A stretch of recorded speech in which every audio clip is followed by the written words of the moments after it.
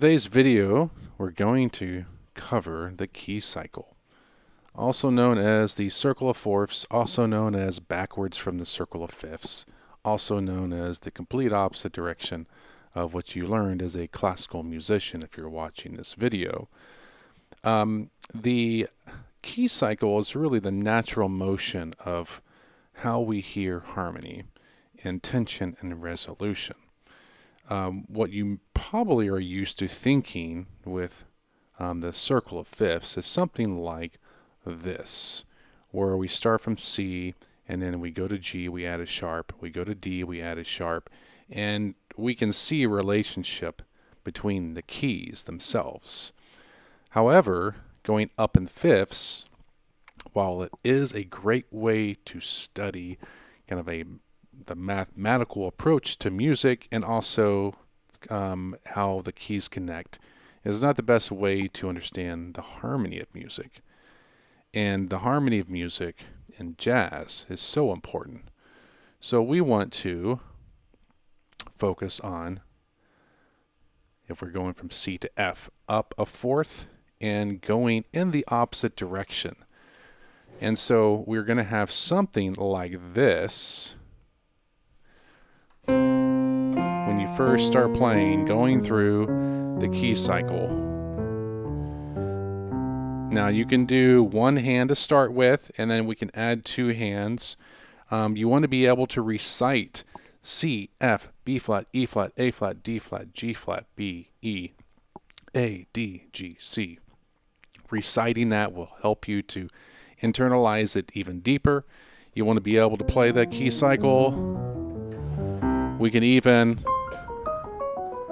expand this to multiple octaves. There's all different kinds of interesting exercises that we can do on the piano. We can split into octaves. We can do juxtaposition, where we do a key cycle starting on a different note over a different note in the left hand.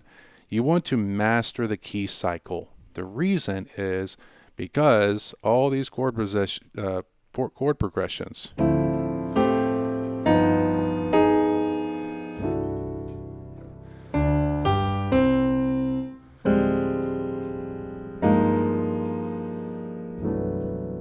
all of these chord progressions, that was just a D, G to a C, a 2-5-1. Follow the 2-5-1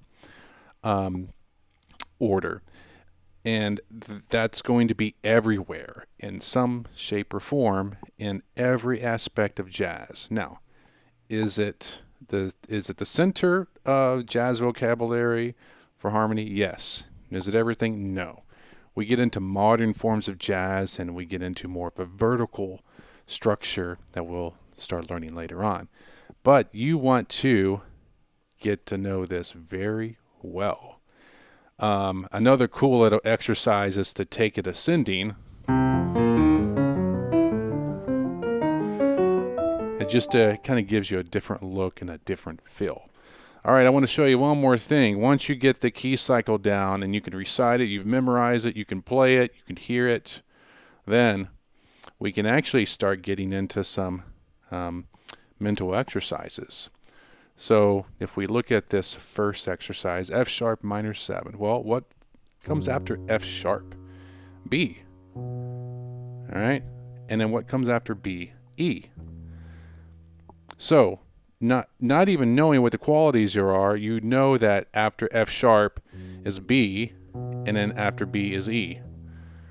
And then we'll find out that, oh, if F sharp is the 2 chord, minor 7, that means that this has to be a B7 chord, and that means that this has to be an E major 7 chord.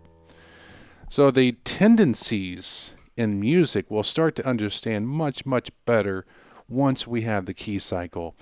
I have students that learn the key cycle and keep doing it over and over, and they master that, and it's just becomes second nature in everything that they do. So one of the most important things you can do, and you can do right away, is really anybody that's has just a few years playing background. Okay?